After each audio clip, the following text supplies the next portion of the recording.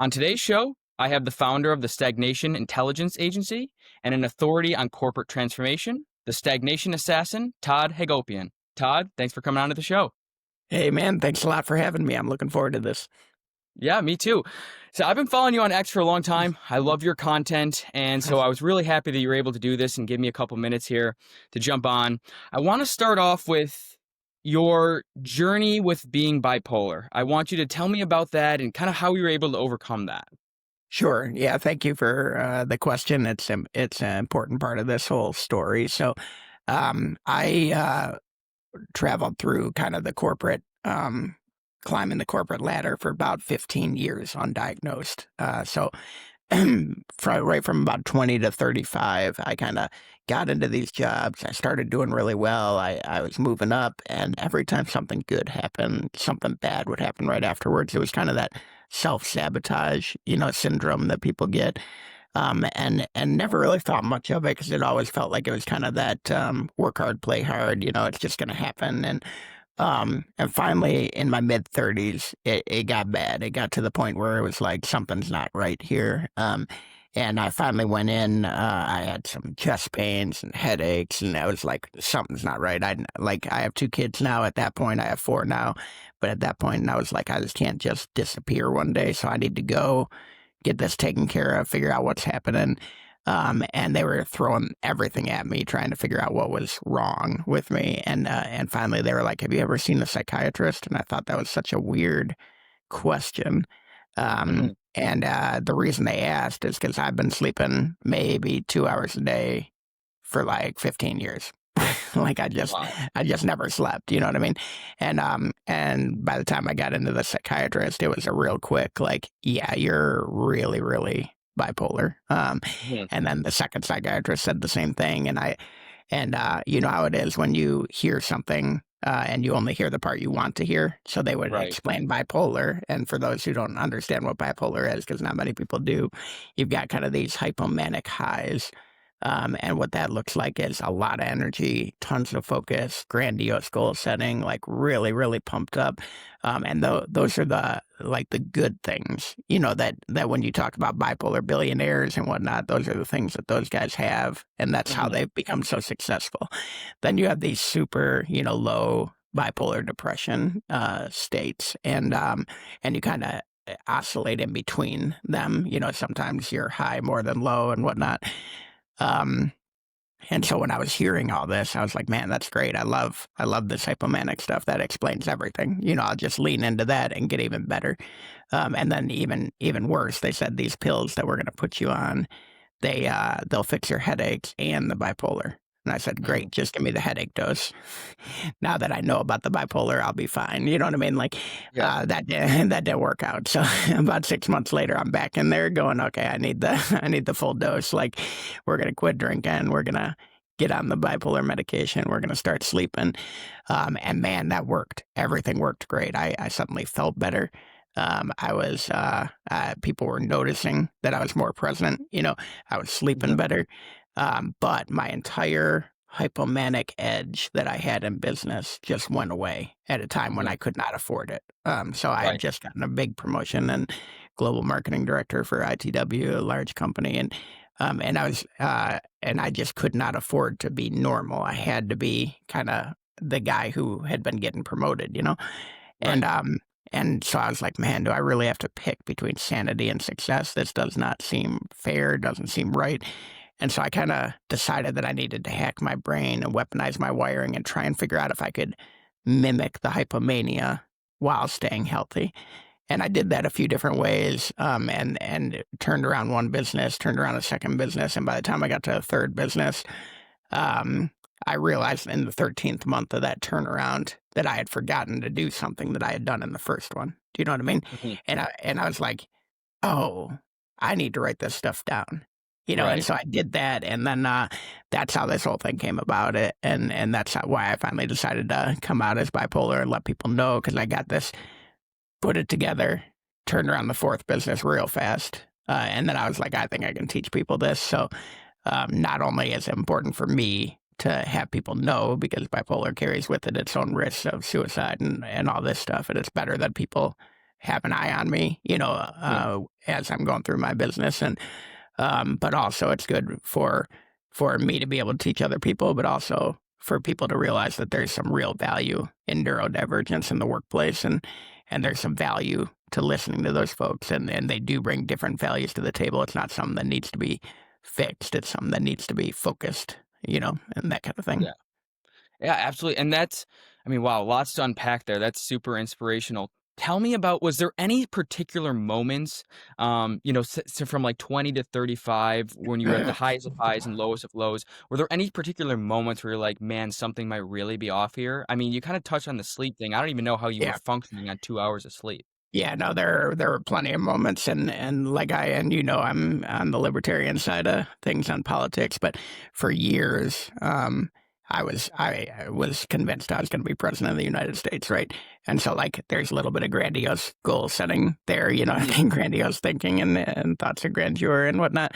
Um, so I had probably two or three times almost checked myself in, and it's a little different. Your age versus my age probably is a little different. Like back then, if you checked yourself in, you went in. Like that's how you Mhm. figured. Like you weren't getting back out. You know what I mean? Like, Right. um, and uh, and those were really bad. And what would happen is you'd hit those lows, and it'd be like, man, I need to do something, otherwise something bad's going to happen.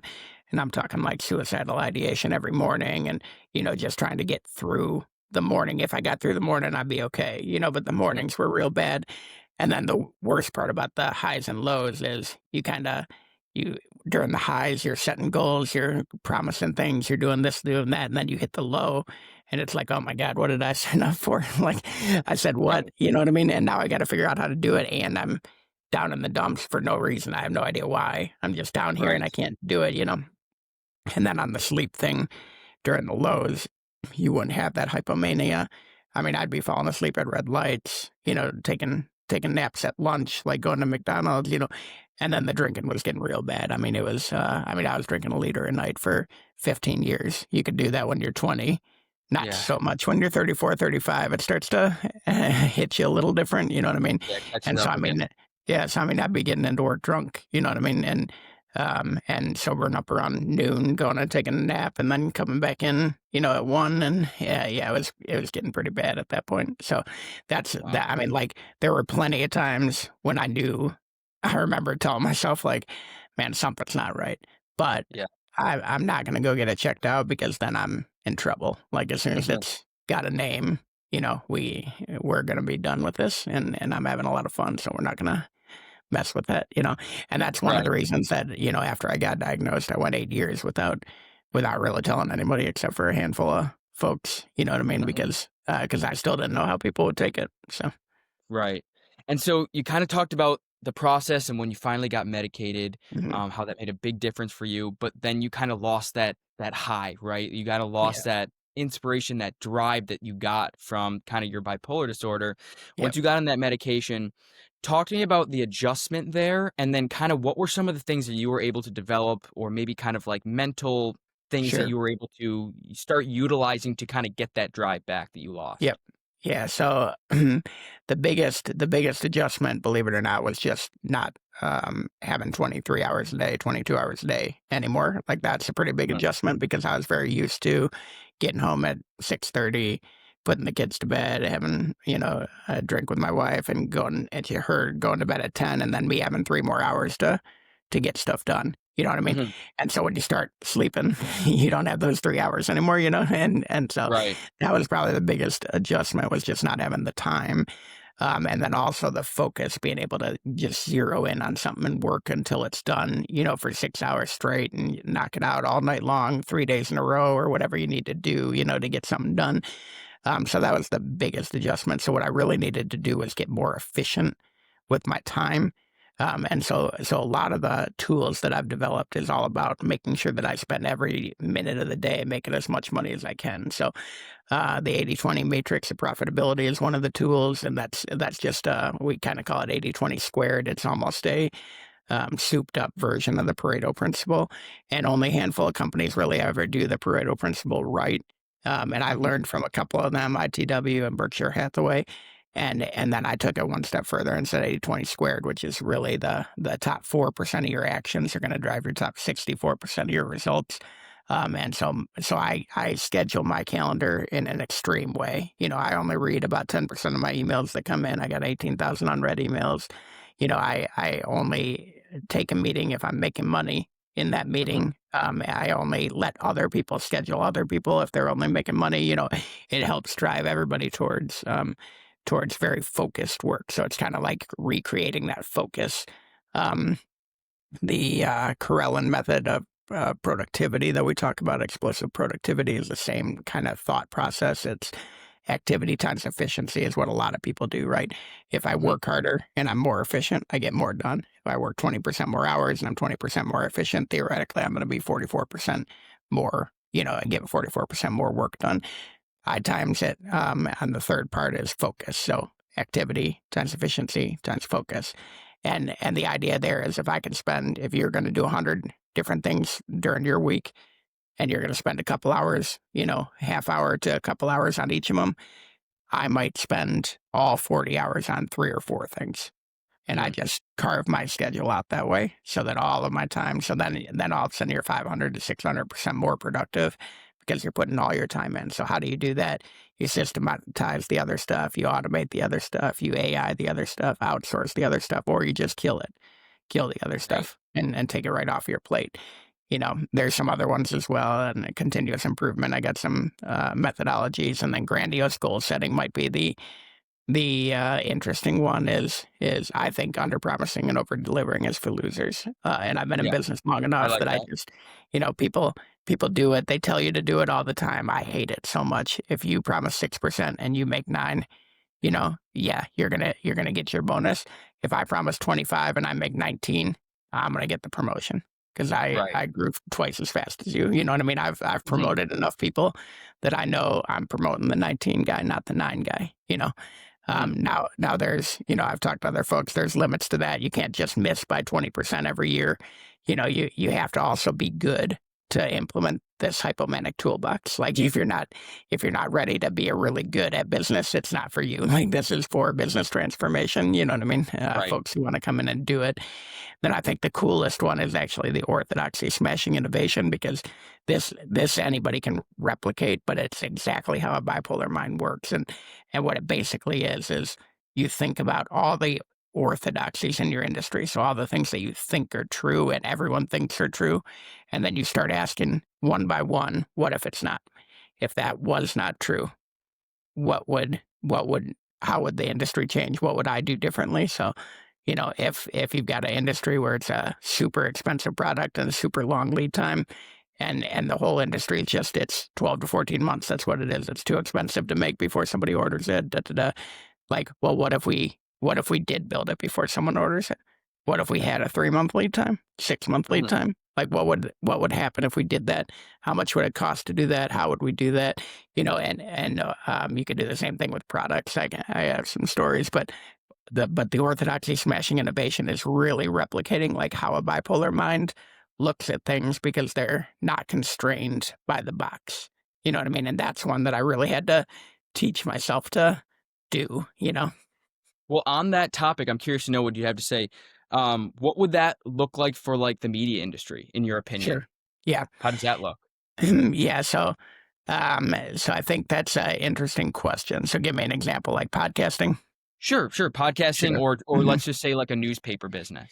Yeah. Give me go both of those. Yeah, sure. So newspaper business, I mean, for years, right? It was always like, okay, you have to focus on the actual paper instead of the online, right? And then people said, well, what if you didn't? What if you made it online and you made it so that people had to pay for it after 3 articles, right? We've all seen that model, right? Yep. So you have to monetize it, right? You got to make money. Otherwise, how are we going to make a business? Well, somebody eventually looked at that and said, that's really not going to work. You know what I mean? Like, it's people, there's so much free information out there. Why would people pay for your, news? And so then people started to come up with, they smashed the orthodoxy and they said, well, okay, now we need to produce as much content as possible to get as many eyeballs as possible for free and make money in other ways. right? And so then they found out how to monetize the platforms, you know what I mean, Right. in ways where they don't have to make money by the user. Now going forward, there's even more orthodoxy smashing right now. You're talking about Grokpedia and things like this, AI tools, that are just completely going to smash the media industry. Are they gonna kill it? No, that's not how it'll work. How all these AI and automation tools are going to be is the people who learn how to use them and make themselves explosively productive are going to be the ones that win. So Hmm. I'm sure you've heard of content diamonds and whatnot, but like I can make a 60-minute webinar and I can structure it in such a way that it turns into an opening and a closing and then 5-10 minute webinars so Hmm. that I can chunk those up and kick them out into 10-minute webinars. I can take those 10-minute webinars and put it through an AI tool that'll kick out 5 shorts for Yep. each 10-minute. Now, all of a sudden, I've got about 63 videos that I can put out in a week. I could take all 63 of those videos, turn them into articles. Now I got 60 articles in a week. You know what I mean? And like you can use AI in different ways. You can take that same article and you can be like, turn this into a Q&A article, turn this into a checklist, turn this into Right. a, you can take these 4 ideas and turn that into an article and take these 2 and turn that into an article. Hmm. And so that's how it's going to change the game because you'll be able to reach maybe 5 different audiences or Be 50 able to different pump out more audiences content. with the exact same thing, and you'll be a content machine. And the people who do it right are going to be the ones that actually write something, and Yeah. then use their own ideas to drive all of those things. So every single thing's going to sound like you, be you, Hmm. no hallucinations and things like that. And the people who are lazy at it are going to be the ones that have very generic content out there that's already getting caught by SEO and AEO and all that stuff. And Right. so, and there's, being able to adjust with the algorithm is going to be huge going forward. It's not something that people have had to worry about when they're big in the past. It's going to be something that they have to worry about going forward. So, Hmm. Yeah, for sure. Going back to kind of talking about you changing your mindset once you kind of got mhm. medicated. Um, what were like your inspirations? Were you reading books to kind of gain this knowledge to give yourself a leg up, or what were your tools or resources that you used to kind of gain this knowledge? Yeah, so a lot of what it was taking a look at things we had done before and saying, okay, how did we do 50 projects in 50 weeks? You know what I mean? Hmm. Continuous improvement projects. Like, how did we get that done? What were the thought process behind it? And then thinking about what I was doing with on the medicine. You know what I mean? So like Hmm. now it's like, oh man, I got to sign up for this stuff. I got to promise it. Like I need to map it all out ahead of time and come up with this elaborate thing on how we're going to get it done. Whereas the continuous improvement projects we were doing before was like pick one thing, knock it out in 6 weeks, have 6 of those going at a time. Nobody's on more than one project, and then at the 6 week mark, we come up with 6 new things that popped up and nail them again. Now that's not traditional continuous improvement. People aren't used to like doing small projects to go after one thing and then waiting 6 weeks and seeing what pops up next to go after the next thing. They like having the 5 big projects that they put out there Hmm. at the beginning of the year. They take their 5 best guys, they put them on every project, which takes them out of their normal day-to-day job. And your best guys have the most important jobs. So now you've taken them out of their, Hmm. jobs that they deliver the dollars, and so it was about like, okay, how do we structure that in a way that it's hypomanic, but on purpose. Yeah. Not just me saying, "Oh, this is what I'm excited about for the next 5 weeks." You know what I mean? It's Yeah. like, no, okay, we're going to structure this out. Here's the next 6 weeks, and then in week 4, we're going to come up with the next 6 weeks after that, so that we're always moving. Hmm. And then the Corellan method was really just about really nailing it down and trying to get serious about your calendar and understanding that one. I didn't really learn until about the third turnaround where it was kind of like, I actually got fired. I got laid off during COVID, and I looked back and I was like, man, what did I do wrong here? Like, and the short answer is I turned it around about 3 months too late. You know what I mean? Hmm. Like when you're a turnaround manager, you only get 18 to 24 months, and then you're out. So Right. we actually they're killing it right now. Like we landed the deal about a week after I left that would have kept me, and I looked at it and I was like, man, what did I do wrong? And at the end of the day, what I did wrong is I was being busy instead of productive, Hmm. and I was scheduling all these meetings that didn't make any sense, and just staying busy and trying to throw time and money at it when I really needed to throw focus at it. And so Right. so I learned a lot of it through trial and error. You know what I mean? Hmm. It wasn't like I was reading bipolar books and things like that. I was trying to figure out what I did before that I was doing differently inherently now. Gotcha. So it was all just like learning as you went, what was working, what didn't, and then that could kind of all click to you. Pretty Awesome. And much. is Yeah. that so that's a great segue. Is you got a new book coming out. It's called The Unfair Advantage. Why don't we talk a little bit about that? Or is kind of like your story with being bipolar and what you learned through there? Is that what the book's about? Or give me a little bit of background with the inspiration for the book. Yeah, so I've actually got a 3-book deal right now with Kohler Books. So it's going to be the first book is a business fiction book, and I love business fiction. My favorite book out there is The Goal by Eliyahu Goldratt, and it basically is a business fiction novel that Mhm. reads real easy, but lays out a whole system of how to get something done, right? And it's different than reading a nonfiction because you can think back and be like, oh, remember that one scene where he did this? You know what I mean? Mhm. And you can Yeah. think back to it and grab it real easy. So I decided to write this first book as that, and I actually used a shopping cart manufacturer as the basis of it, which of course is one of the jobs I've had in the past. Actually, the one I got fired from, but it was good because I knew everything about it. You know what I mean? I could talk with authority on like, the wire and the innovation and the problems that you would have with launching a different model. Like I knew all that stuff. So it Sure. flowed. So it's not a true story, but I was And very what's the informed. title of that book? That is The Unfair Advantage. That's The Unfair Weaponizing. Advantage. Okay. Yeah, so Gotcha. that's a business fiction novel about a shopping cart president. They're essentially failing. He's got 6 months to turn around the business. Runs into a bipolar billionaire that has the system, and the bipolar billionaire kind of takes him under his wing and says, "Hey, if you're in for a big fast transformation that's hard, like I can show you how to do this." And then they kind of walk through it together. And then the second book will be a deep dive into the actual nonfiction, kind of, okay, these are all the things that happened in that book. This is how you do it. This is why you do it. This is when you do it.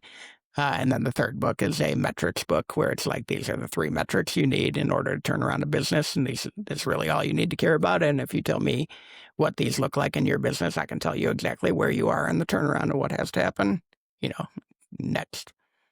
Yeah, absolutely. And you can buy the book. I see it's on Amazon. Is The Unfair Advantage, is it out yet, or is it I think I saw it was coming out in January? Yeah, it's pre-order right now, and it'll Perfect. come out in January 20th. Yep, Awesome. I'm 2026. gonna make sure I'm gonna leave a link in the description so people can check that out as well. Yeah, no, I But appreciate that. and when will the other 2 books be out? Do you have a timeline for those? Yep, so it'll be the first one's January, second one's July 26, and then the third one will be Mhm. January 27. Okay. Awesome. Looking Yep. forward to reading those. I'm definitely gonna make sure I get the Unfair Advantage and start there. But um awesome. And then I want to kind of talk to you more dialed into your business career. Sure. Obviously, when I was doing a little preparation for this interview, saw that you kind of started out in the manufacturing industry, and then it Yep. seems like you kind of became a more of a consultant. You were helping to turn businesses around, help transform businesses. Talk to me about your start of your business career, and then kind of what Yep. led you to what you're doing now. Yeah, so I popped out of school. It took a long time to get through school. Obviously, bipolar. I was working full time, drinking like crazy. It took a while to get through school. Popped out as a financial advisor at American Express. That was really commission only. It was kind of right up my style, trying to Mhm. work 80 hours a week and whatnot. Did real well there. Got a a bank manager job at 25. So they came in and it was cool because they basically saw what I did at American Express and said, we want you to come into this real conservative bank and just shake everything up. Like, we're going to Mhm. have to close this bank branch, So it was my first chance to turn something around. And I was young and dumb and just came in and did all kinds of crazy things from financial advisor world inside of a bank. And we turned the bank around. And then I started looking into like what's it take to run a company, Mhm. and basically what I found out is that you need an MBA. And it sounds dumb, and and it's not necessarily the most helpful thing, but you do learn a lot. And so I went back and got my MBA, popped out into manufacturing. So I got a manager job at Whirlpool Corp making appliances. did that in varying roles for 6 years, moved up, and ended up getting an offer from a guy who had worked at Whirlpool, reached out and said, I want you to come and develop a marketing department for this business to business company. And I was like, man, business to business sounds so boring, like Yeah. making appliances and selling them to people and, being in the news all the time and on the radio and everything. It's just a lot more exciting, Yeah. to make something that everyone's using. And now I'm going to be making this product that some random business will use kind of in their process, What and was the product? the first product was a grocery store scale. So Okay. basically, if you went and bought meat, you Yeah. would weigh it on this thing, and then also meat wrappers. So if you went and bought ground chuck and it's wrapped in a plastic wrap, like there's a machine that does that, a $50,000 machine, you know what I mean? So, Mhm. and so like that was what I was gonna make, and they had never had a marketing department. B2B is historically terrible at marketing. And so this guy who came from Whirlpool was like, we want to become kind of a marketing oriented B2B company. And I was like, oh, that could be cool. And so that was ITW, who also happens to be like grandfathers of the 80/20 principle. So I was able to learn the 80/20 principle, bring marketing to them. And we did great. We combined with a European company. I ended up being the global marketing director. And then when he got promoted, I took over his job as the boss. So that was the first time running a company. And at that point, I'm about 36 years old. And then I actually never was a consultant. I've actually been in the trenches the whole time. So after that, left actually him and one other person who had left ITW came to me and said, got a $50 million, shopping cart manufacturer that we want you to run and turn around and do the same thing you did at ITW. So I did that. And then when I got canned during COVID, I was like, all right, I don't want to have a boss again. Like that was terrible. So Yeah. I'm going to go buy my own company. So I took every dollar I had, bought a manufacturing company, doubled that and sold it during COVID after about 3 years. And then the same group of people came back to me again at a new company, and they were like, hey, heard you sold your company, and we'd like you to run, a bigger company here in Cleveland. And so I came over and doing it all again. So, but yeah, I've always been the guy running the company, so I've never done consulting. It's just, I like being in the trenches and kind of doing the work. And the book is the first time I've ever teaching it. And what I tell people is I'm not selling anything other than books and occasional speeches. So I just like talking about it. I like telling people how to do it. I like answering questions and watching other people get to go and do it. Awesome. I want to ask you about the company you bought and sold. Sure. I want to dive into that a little bit. Yep. What type of company was it? And then when you bought it, what were the main things you were able to do, or what did you Yep. notice right away that you were able to kind of fix in order to be able to sell it Yep. in 3 years?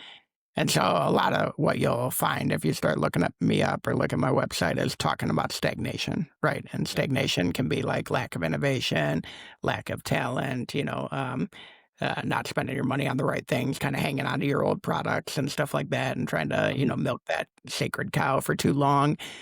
So what I did is I found a 50-year-old plastic manufacturing company. It was really funny, actually. When you buy a company, you gotta go out and see what's for sale and talk to people. And I probably deep dived on 50 plus companies. And then I ended up buying one that was like 30 minutes away. So like I'm looking all around the country, just going, I might have to move here to find what I want. And I ended up buying one that was like 30 minutes away. But they were about a 50-year-old company, family company. And in small business world, it's really interesting. These guys were just making enough money that they were happy. They were probably working 12 hours a week, you know what I mean? Mhm. And just and making a few $100,000. And I was like, okay, I'm gonna take this job. I'm gonna work 50 hours a week. I'm gonna change everything, and Mhm. and we're just gonna do all the things we've done, and do it in this small business setting. Wasn't quite as easy said as done, because now Yeah, it's your money, never is. and so like getting rid of a customer when it's your money is a lot Right. harder when it's not your money. You know what I mean? But the very first thing I did was realize that there was the 80/20 principle. Like they were trying to be everyone to everything, everything to everyone, and just had all these products that didn't make any sense. So when I really cut it down, it was like just this handful of products and customer combos that made all the money. And so I just cut everything else. And that is hard because it's like, okay, now I went from, X amount of millions of dollars in revenue to X times 80%. I lost 20% of Right. the business. And so then the good news is all that time they were wasting on this other stuff, we were diving back in to the really, profitable stuff. And so that worked really well. And then the other thing is they didn't like taking price increases, and the tariffs and all that stuff that was happening at the time made it so that I had to do it anyway.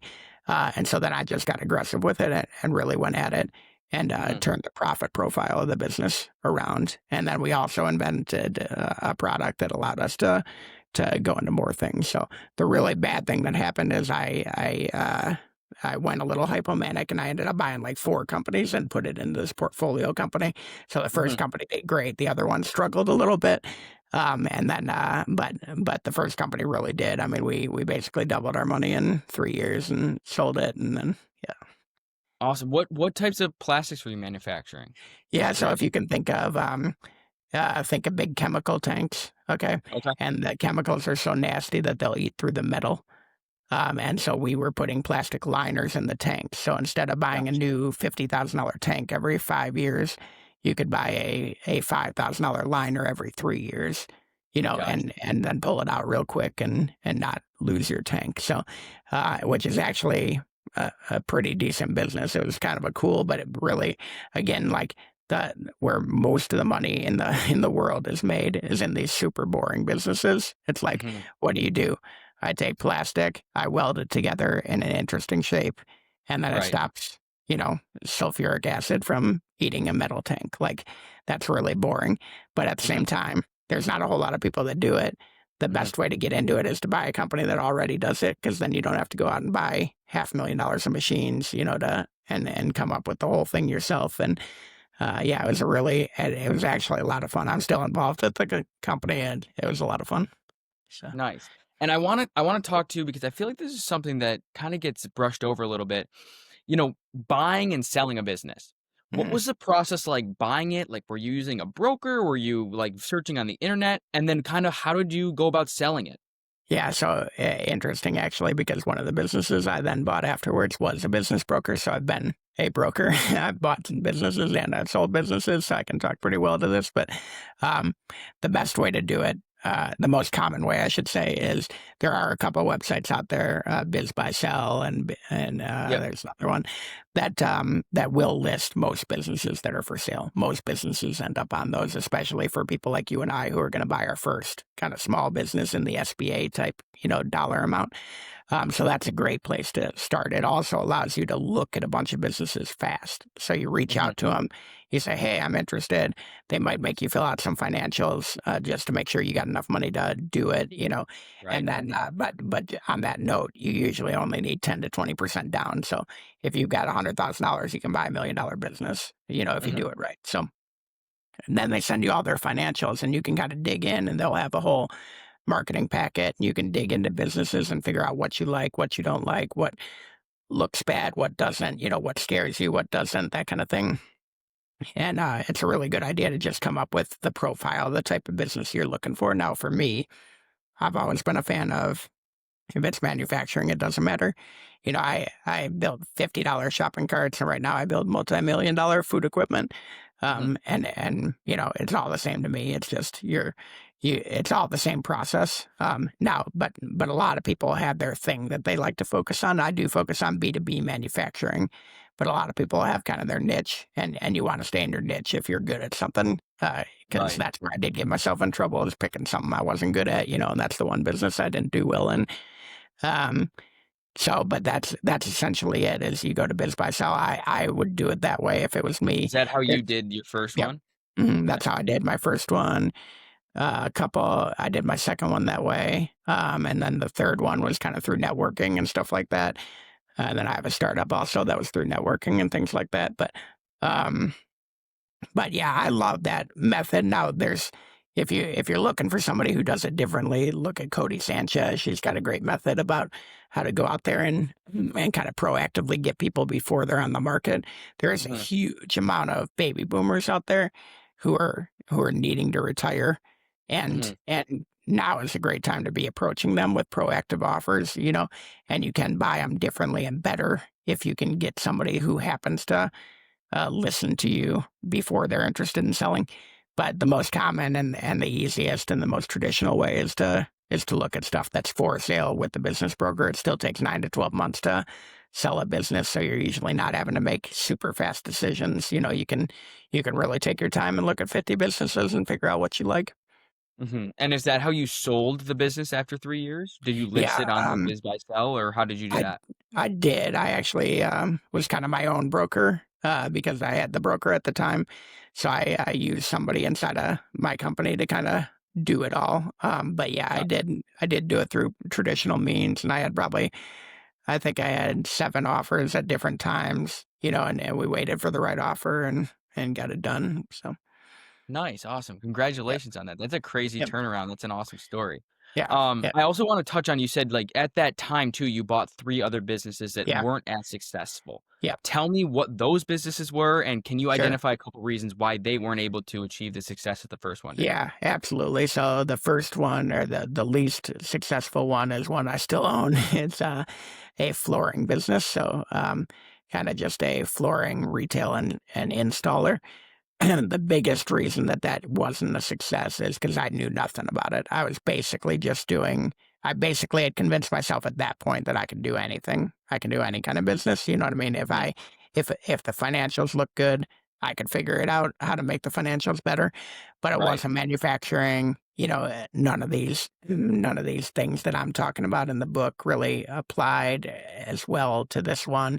And I was splitting my focus now between multiple businesses, you know what I mean? So I Mhm. wasn't in it 50 hours a week. I had a GM, and I was trusting them to implement the stuff that I was trying to do. So that was where that one, and then on top of that, it was terrible timing because the tariffs had, basically COVID had kept everybody home. So they were doing all their remodels, and so their financials were inflated because the remodel Mm. market had gone crazy, and Yep. then the tariffs hit, and so prices went through the roof. So everybody had just finished their remodels, and then prices went through the roof, and the whole industry just collapsed. A lot of people have gone out of business.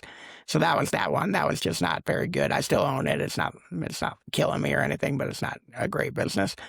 And then the business broker I bought pretty cheap. It was kind of a licensing deal, so that was easy. I made money on that when I exited it. Actually, I made a lot of money because I saved the 10% of what I would have paid selling the first business. So, so that actually was a really good. Ended up being a real good deal. And then the startup is actually doing real well right now. We just raised some money, so we're valued at about $4 million, and I'm the major shareholder there. So that one Awesome. that What's one's the starting to startup? go. Player One Energy. It's basically Bitcoin and oil. Oh, So, wow. yeah, That's it's pretty awesome. interesting. That one again Yeah. is way outside my comfort zone, but I surrounded myself with good people on that one. So yeah. Yeah, it was a how I guess that's a perfect segue there. How did you get into Bitcoin and oil? I mean, you kinda talked on, being kind of boring businesses. Yeah, What, made you venture off and to do yeah. something like that?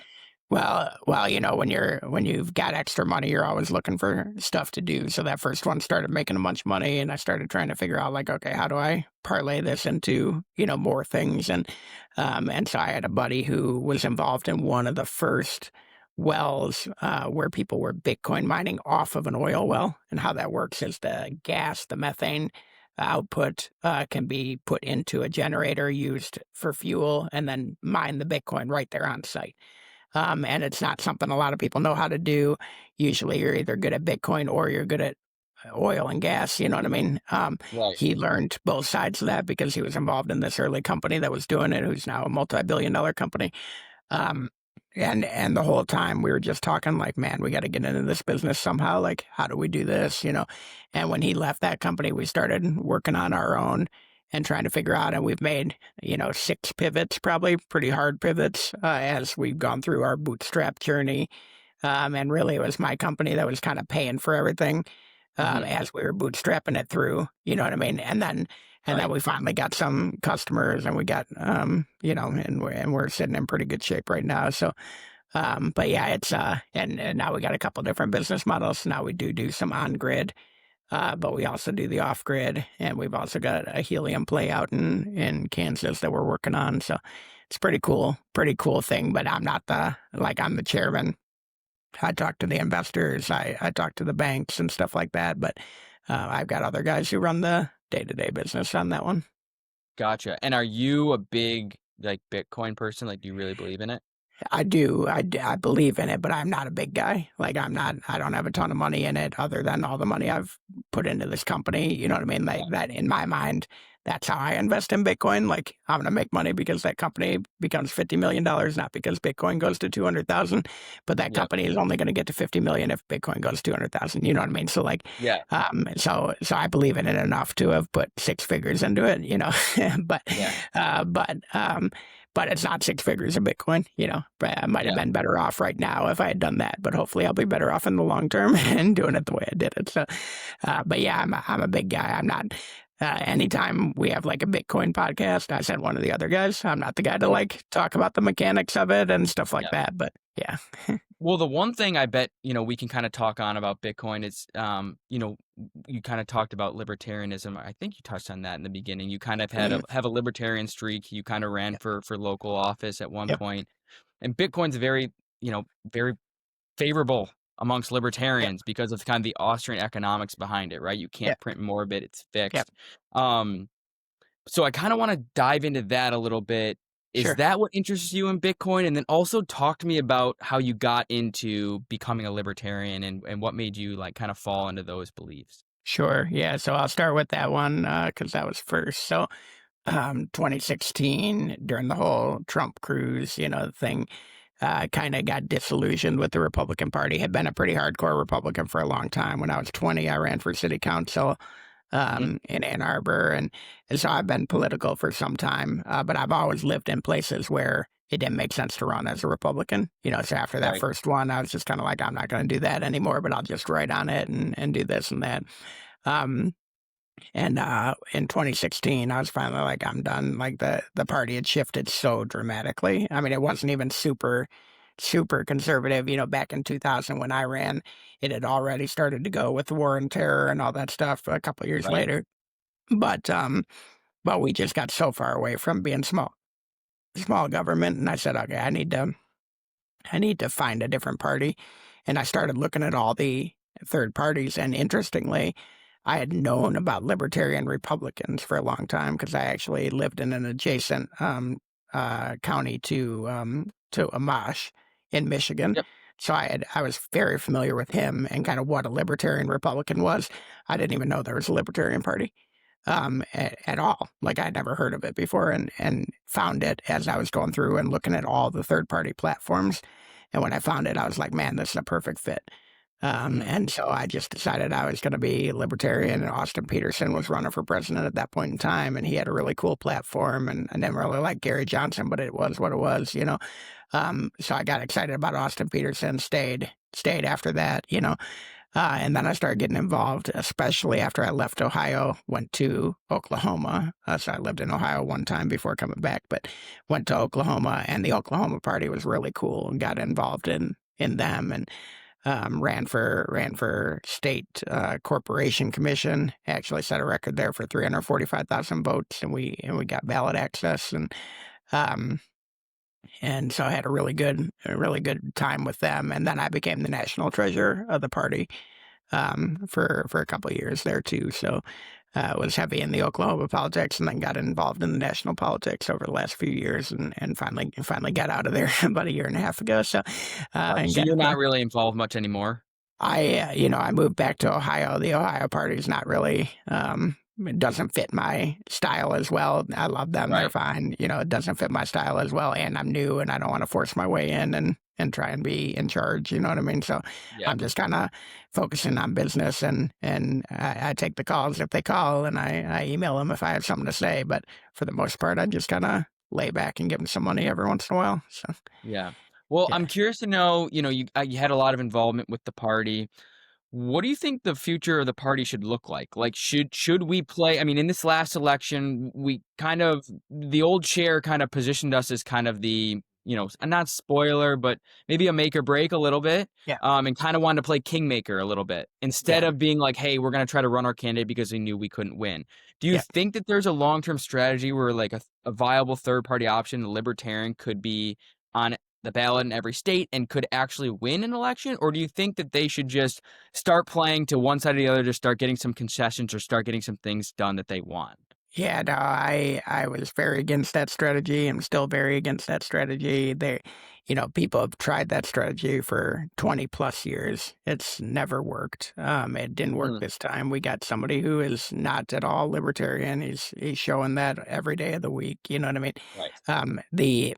There were, quote unquote concessions. I mean, we pretend like free Ross happened because of us. I mean, that was lobbied for his entire first term. There's Right. a very powerful, Republican congressmen that were in his ear for the last 8 years on that, and it had nothing to do with us. You know what I mean?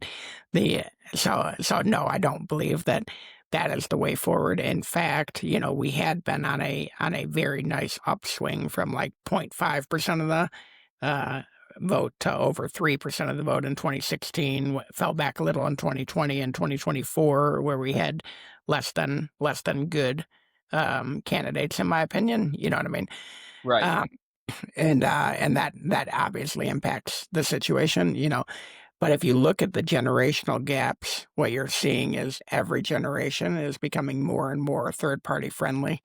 It Hmm. is not going the other way. It's going towards third party, or at least towards the ability or willingness to shift from party to party, Right. especially prior to the election, right? Everybody towards the end of the election gets into this like it's either A or B kind of mentality. But as you get into the election, people are much more open to third parties.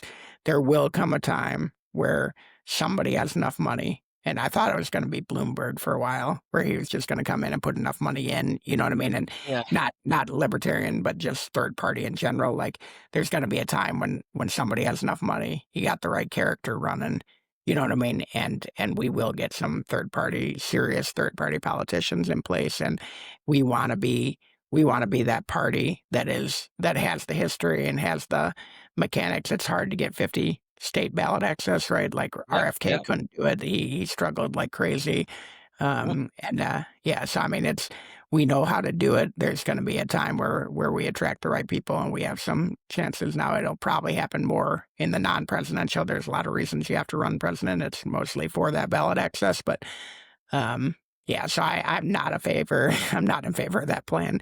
But I understand the good and the bad that came with it, and I was very against it when I was on the board, and she had started to put that in All right. place, and it's one of Just the to reasons I clarify, left. like you were against the plan of like not actually running someone for president and just trying to play spoiler. Yeah, so they were. That was never actually the plan to not run somebody, but there was Hmm. kind of this hidden plan to support Trump. Well, You know what I I mean? mean, yeah, the That was kind of like last hidden in candidate plain was. sight. Yeah, Yeah, I mean, I yeah, think too, you kind of just I have a lot of thoughts on kind of what you just said. You kind of talked about Bobby Kennedy having trouble. I mean, my biggest problem is I feel like the system's rigged against a third Mm, party. it It's like is. Bobby Mm, Kennedy spent so much of his time trying to get on yeah, the ballot in these states. He was getting sued. Like the system really isn't built, though I don't like it this way. I'd like to have a viable third party option. It's not built for a third party. yeah, And also, too, what do you have to say if like libertarians, in my opinion, are too unorganized? Like you have mm, libertarians that are like open borders, like license plates are tyranny, and then you have more of like a mm, directional libertarian and more of a principled libertarian where it's like no, we have to have some sort of order here, but yeah. the government's overreach is just too far. Like where do you find a happy medium? And like if you want to really unite libertarians and kind of get the message out there for everyone to understand, you have to kind of be on the same page. Yeah, Do you yeah, agree? it's a great set of questions. So a couple things. So being in the Republican Party for a number of years, what I can tell you is they're just as messed up as us. They had this wide swath of people. Like I was Tea Party. There were Yeah. the traditional like Warhawk Republicans and stuff like that. And so it's just as bad in every party as far as the infighting goes. The difference is the Republicans and the Democrats all rally around the winner. You know what I mean? Mhm. And we don't. The other difference Yeah. is they have a much more robust way of picking the winner, so that by the time they win, everyone is rallied around them. You know what I mean? Like they realize that this is our guy, and concessions have been made and things like that on the inside, and they're fine. And they've got this. It's either A or B mentality, which helps them kind of like. It's all like I think I voted for McCain when I was a Republican. Like I hated McCain. I absolutely hated that guy, but it was what Right. it was. He was better than, Kerry. And so, Yeah. and so, um, but so I think so on the first part, I think it's not any different in our party than other people's parties. We just don't have any money, which Mhm. that's a problem. Like it's a $2 million Yeah. budget. You know what I mean? Most Right. Republican congressmen have $2 million budgets, and the whole party has $2 million budget. For the Libertarian Party, that's a huge, huge problem. The second problem is the way we pick our candidate is just ridiculous. Now it probably isn't going to change, and there's a certain you gotta love it if you're in the party. Like it is fun. It gets picked basically at convention. You go into convention, you have no idea who's going to be the presidential candidate, and then you have like multiple rounds of voting at convention, and you end up with the president. Right? It has no like you could literally announce that morning and end up as president and not have Yeah. run any campaigning for a year before that. You know what I mean? And so, so it's fun but stupid. So yeah, Well, I mean, too, kind of just what you kind of mentioned about the money, and I mean how everyone rallies around their candidate, whether it be Democrat, Republicans, Libertarians. Don't do that. I mean, look at the no, last election. I don't think Chase Oliver was a great candidate. It's like you have people, the Libertarian Party, like the Mises Caucus, Dave Smith, mhm, like they're kind of more viewing things towards like an economic lens, where I felt yep, like Chase Oliver was more of like a socially sure, yep, small government, like liberal yep, person. mm, And like he didn't even like those guys, like if you don't have the biggest guys in the party, like yeah, Dave Smith support, like openly being like, oh, I yep, can't support this guy, like you've yep, already lost. The Angela McArdle like really wasn't even no, backing him. She was all on the yep, Trump train. We're gonna yep, get Ross out. We're gonna vote for Trump, right? yep, And so, I mean, I definitely think you're spot on there, and that's a mhm, major problem. But that's why I say like the libertarians have to kind of unite there and say, yep, okay, well, what's our platform gonna be? yep, And also, a little bit of that goes on to we gotta if we're gonna run, like we gotta be on the debate stage. mhm, We had Ross right, Perot was out there. yep, Back in the mhm, 90s, like the libertarian yep, candidate must be on that debate stage if yep. they want to start gaining traction. Yep. So a couple of things there. I forgot that part of your question, which is like, why don't we unite and why don't we rally around? And the biggest reason I think is this: it's branding, right? So we know what do we know about Republicans, Democrats? Democrats care about poor people. They're not going to let people die on the street. They're going to do dead, right? Half of that stuff's not true, but Yeah, I that's was what gonna say, do they that's. really? But Yeah, I don't know. everyone can kind of list off what a Democrat is, right? Republicans are small government, low taxes, low regulation, right? None of that's true either. Are They're they? big Yeah. government, big regulation, and they got plenty of taxes. But everyone can kind of spout off that that's what it is. And so Mhm. they have this branding done where you can feel like, even though I hate McCain, like he's going to stand for this stuff, Yeah. and that's better than Kerry kind of thing. And so we don't have that, and we never have. We've been very poor, to your point. Like, you're very, very much in the Libertarian Party. It's like, are you the Mises Libertarian? Are you the pragmatic Libertarian, or are you the radical Libertarian? Those three are very different. And then you got the anarchists. You know what I mean? So, you got all these, and that's like that in every party, except that in every other party they've got kind of this higher banner of Mhm. like, we all do fall into this, definition. We don't have that, and that is not that hard. I ran for chair actually in 2020 for a period of time. 2019, before the 2020 election, I ran for national chair, and that was one of the biggest things I was saying is like, we need the branding. We need the 30 seconds where every single libertarian can be like, hey, we're for the minimum government possible, Mhm. the maximum freedom possible. And like, these are the 3 or 4 things that we all agree on. Right. We can agree in like waves of how much drug legalization, or what we want to do from the woke standpoint or the economic standpoint. Like, we can have a spectrum, you know, Mhm. but these are the things we agree on, and we're not even there. And Yeah. so that's a huge, huge problem. And frankly, to your point, like I didn't even vote for Chase, and I was openly against him. I thought he was a terrible candidate, and I'm Yeah. just, I'm done voting for people I don't believe in. That's Right. why I left the Republican Party. So somebody asked me today, "Are you a big L or a little L libertarian?" And I said both, and he goes, "You can't be both." And I'm like, "Actually, you can, Yeah. because I'm a very, very principled little L libertarian who will not vote for the big L candidate, but I also strongly believe in the party." To the point Right. where I've served, you know what I mean? And I Yeah. consider myself a big L, but that doesn't mean they own my vote. You know what I mean? So I'm going to vote Right. for who I want to. And frankly, in the last election, I didn't vote at all because all three of them were terrible. So, Right. I the last election, in the state of New York, we Chase Oliver wasn't even on the ballot.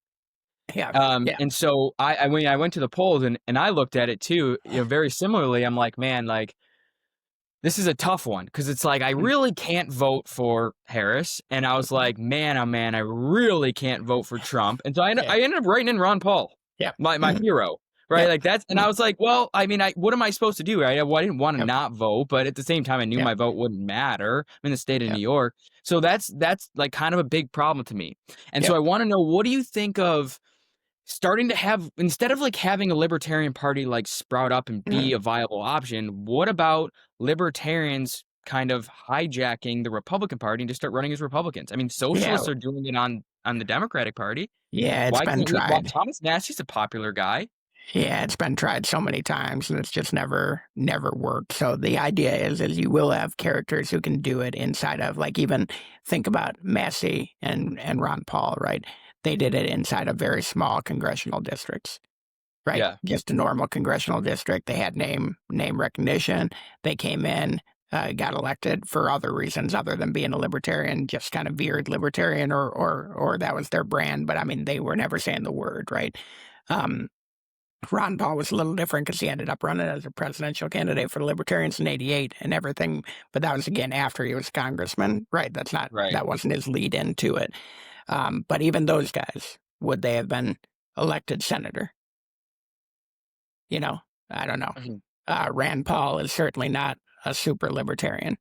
Like he has to veer to the center or to the GOP hard, often.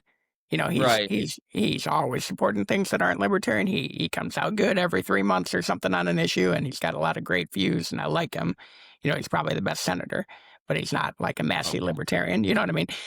right, And so could that guy even win a statewide election as a purebred libertarian Republican? I don't think so, because there's so much money in the Republican Party, they're not going to let it happen. Even Trump right. is trying to, primary Massey again and that kind of stuff. Like you can't do it inside the party. They're too big. If they decide to crush you, then they crush you. Just like Ron Paul got screwed, or not. Sorry, who was that in 12? Oh yeah, it was Ron Paul, right? It Yeah, was in Ron Paul. Yeah, yeah. 2012. Yeah, In yeah, 08 and yeah, 12, he got yeah, screwed both yeah, times. exactly. Yeah. So I mean, and they, he had way more support at different points in time than he ended up with because they just came in and crushed him. You know what I mean? So Right, it's just so that's my opinion. Now what can we do to fix our party? The 50 state ballot access is a problem. I was on the committee. I know how it works and how you spend the money to get it done and how we have to use our volunteers and whatnot. And that's one of the reasons it's so important to have the party kind of with this history, because we know how to get it done. Now, we didn't have right, the money last time, so I think we ended up on like 46 ballots or something like that. New York was one of the ones. I was actually the one arguing that we can't be on New York because I was the treasurer at the time too, so I could see the money and go like, it's not worth spending $250,000 to get on this ballot and get right. 0% of the vote. You know what I mean? Um, but I am a big 50 state guy if you can afford it, and but yeah, so I mean, essentially, like, in order for a third party to work, you got to get to the 50 state, and most of the time, in order to get to 50 state, you have to have a presidential candidate. There's several Right. states that have other ways to do it, like Oklahoma, but New York, I think New York might have a couple of different ways to get on it too, but a lot of them are pure presidential candidate. If you don't have one, you don't get ballot access, so you got to go out and get it every time. Hmm. Well, last thing kind of here on the libertarian kind of politics aspect of this, you kind of talked about someone coming through with money, and you kind of mentioned Mhm. Mike Bloomberg might be someone like that.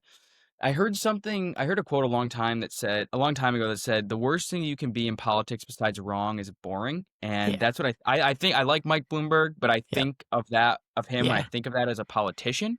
yeah, And so I kind of veer now. It's like, okay, if we need someone with money, definitely, yeah, obviously someone like Elon Musk comes to uh-huh, mind, and someone yep. else that comes to mind is Jack Dorsey. Mhm. Do you think that there's ever a realistic possibility that maybe the Libertarian Party can connect with someone like that, and kind of see what can be done?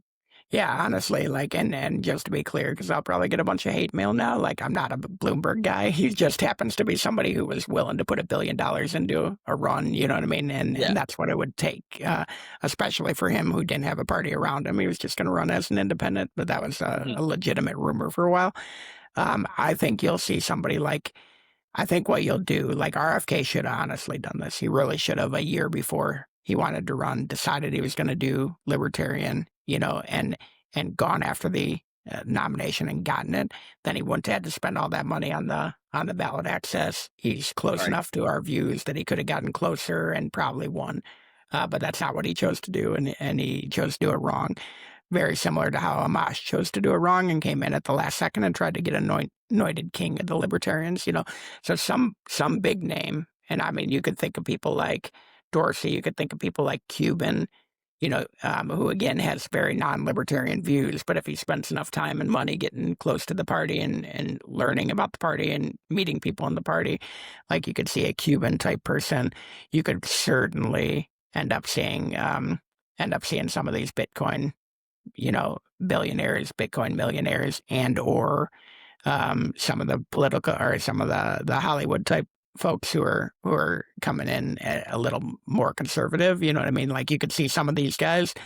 The Pellegrinos. I don't know if you know Mark Pellegrino. He's really cool on Twitter, but he's Lucifer on Supernatural, and like there's some actors out there now that have these views, that make this money, and they've got the name recognition around it, and things like that. He's not a libertarian, but he's close. So I could see somebody like that, a character we can all get around who could Right. raise money if they don't have the money. You know what I mean? They could raise money easily and get the entire party excited. I mean, Yep. RFK had a golden opportunity in the Libertarian Party, and he blew it because he tried too hard to stick with the Democrats, and then came in and tried to kind of put one foot in the race, and it just wasn't going to work. Had he spent a Yep. year doing it the right way, he would have for sure been the nominee. He would have been on 50 Mhm. ballots because we would have had more money, and that would have been the way to do it. But yep, Man, well, I can't even imagine what the election would have turned out if he was able to do that. yeah, That's crazy yeah. to think about. And unfortunately, he might have still done the same thing and kind of made a deal at the last minute, which would have been terrible for the party. But had he run all the way, he probably would have been the best kind of Oh, libertarian yeah. candidate ever. Like we would have for sure gotten more than Gary Johnson. It would have been a 4% to 10% type finish. Yeah. I mean, Maybe I more. I think you could have gotten like Ross Perot territory. Mm, So that would have been interesting. But I mean, we'll see what happens in the next few years. I did read an article the other day that said something like, obviously, a big story in the last election was just kind of like the shift, especially with like mm, young men. And yeah, I read an article the other day that was like, young men are really moving away from Trump and kind of MAGA, yeah, but they're not going back to the Democrats. Like they're very mhm, open to kind of yeah, like exploring a third party or someone different. yeah, So I think that that's interesting. We'll see what happens. I'm always excited yeah. to kind of watch what develops with kind of I the think third I party think politics. Vivek has a legitimate shot. If you've ever sat Yep, down yep. and listened to him, like I think he's got a He's legitimate shot. he's so much more of a libertarian than He really Trump is. ever was Yeah. or could be. Yeah, he really is. He's only got a few issues that he's bad on, and even those he's kind of bad inside of the libertarian tent. Like he's not. He's going to run for. I think he's running for governor of our state Governor of of Ohio. Ohio. Yeah, and I mean, I frankly would not oppose that. And I might still vote for the libertarian if it comes out as somebody good. Um, but I mean, somebody like him, where he has a big enough name profile and can raise enough money and get the forces, like that'd be interesting. It wouldn't be billionaire style, but it'd be a real good candidate. Right, absolutely. Well, we'll see what happens. Time will tell. Last question I got for you, Todd, before we wrap it up here. You have so much experience. You've done so much in the business world. You've overcome so many things. What's some advice you have for like a young person that's starting out in Mm. their career? They're just finishing college. How do they get on the right track? Yeah, I mean, the best piece of advice is to really two pieces of advice. First advice is don't get pigeonholed into what you have to do now. Like you don't have to decide right this second what you're going to be in the future, Mhm. but know that the faster you decide, probably the better you're going to be. You know what I mean? So Right. try everything early on, figure out like I thought I wanted to be a stockbroker forever. It turns out it was not that fun. You didn't get to do any stocks. It was all cold calling. You know what I mean? Like, Right. and then by the time I ran the bank, which was still early, I was still only 25. Then it was like, okay, I like being in charge. I like Yep. running a business and turning it around. And that's when I decided that that's what I was going to do. And it allowed me to change my trajectory completely because I would have never, I was a terrible student. Like I would have Mhm. never thought about going back and getting an MBA. You know what I mean? But I decided what I wanted to do and I needed to do that. So then I did it, and then really plotted out the whole career way before it happened. So think about the long term all the time. Don't get stuck in a job. If it's not where you're going to be, you need to get out and find a spot that's better for you. You're going to like your job a lot if you're working towards the long term. Like right now, I love my job. I run a big business. I have a lot of fun. We make a lot of money. You know what I mean? It's just really, really good to go to work and enjoy what you do. And most people don't get to do that, and it's because they're scared to leave jobs. They're scared to jump industries. They're scared to make a change. It's all the stagnation stuff. You have to be willing to say, hey, you know what? I want to write a book, so I'm gonna write a book. You know what I mean? I want to stop being a business person and be a teacher, so I'm gonna go and do that. You know what I mean? Like, and Right. then figure out your life around it.